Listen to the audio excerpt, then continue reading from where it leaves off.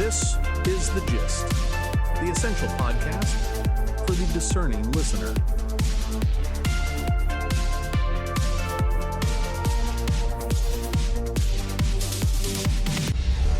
Welcome to The Gist. I'm John. And I'm Mary. It's Monday, July 6th, 2026. We are your smart friends on the go. Let's kick things off with the gist view. Today's big theme is space, or more specifically, who pays for it. Right. By 2030, the International Space Station is set to retire, and NASA just made a massive shift in how we replace it. They are officially closing the government checkbook on building orbital infrastructure. Originally, NASA planned to launch a government-owned core module for the new station. But today, they scrapped that. Instead, they released a request for proposals.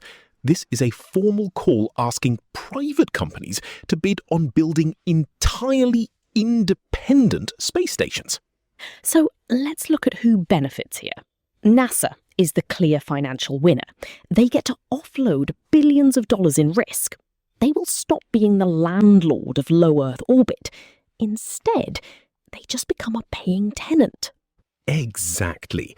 NASA Administrator Jared Isaacman says a viable commercial marketplace exists up there. But for the private space companies, this is a massive gamble. They can no longer just plug their hardware into a taxpayer-funded hub. They have to raise private capital to build the whole thing themselves. It is a complete flip in the power dynamic. The government is transferring the heavy lifting to non-state actors. But this total privatisation carries a huge risk. If these commercial markets fail to raise enough cash by 2030, the US faces a dangerous gap. We could lose our presence in orbit entirely. High risk, high reward. That theme of passing the buck to private capital is everywhere today. Let's dive into the global overview. Up in Canada, the Trans Mountain Corporation is building a massive new pipeline. It will pump 1 million barrels of oil a day from Alberta to British Columbia.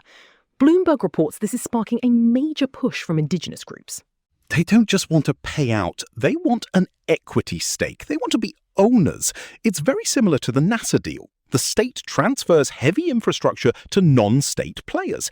This brings in private money and shifts the long-term financial risk away from taxpayers. It comes down to resource flows. If you own the pipeline, you hold the leverage. Meanwhile, down in the US, Boston Logan Airport is borrowing some serious cash. They are issuing $812 million in municipal bonds.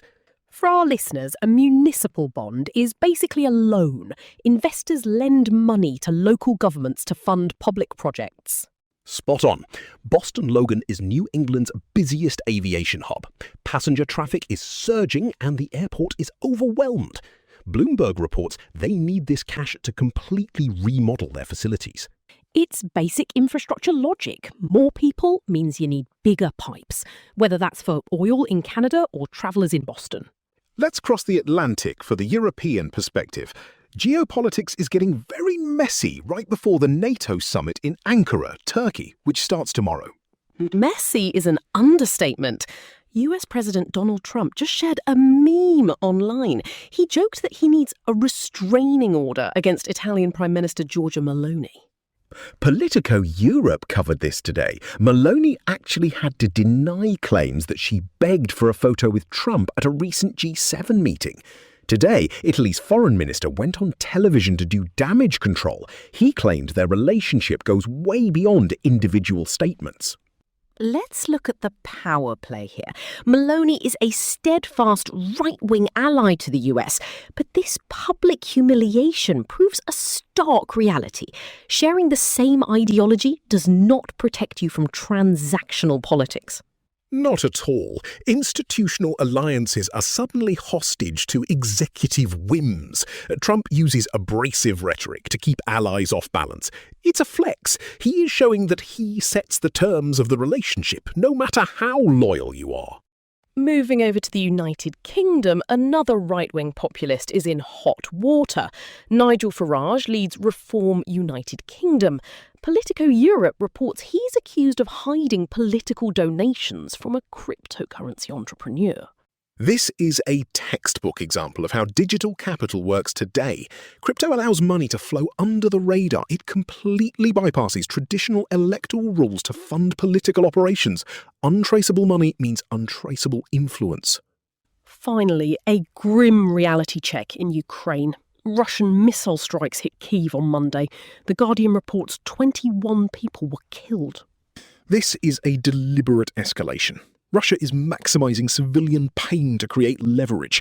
They want to project strength right before the NATO leaders meet in Ankara. At the same time, the United Kingdom just hit back. Euronews reports the United Kingdom sanctioned 2 Russian state labs today. These labs are accused of developing Novichok. That is a highly lethal military-grade nerve agent used in chemical attacks. It's a tragic, high-stakes week for European security.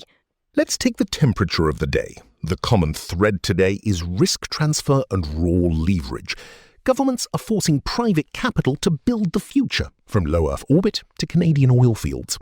Meanwhile, global alliances are becoming purely transactional.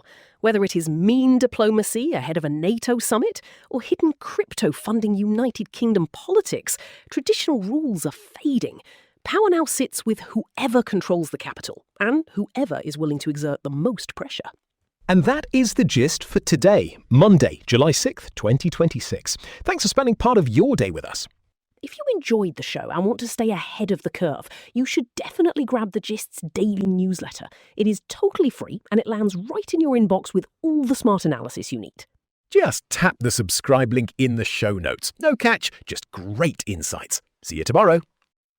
The Gist, News Digest, and podcast are entirely written and produced by artificial intelligence.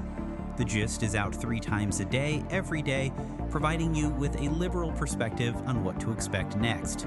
For more information and donations, visit thegist.online. Thank you for listening.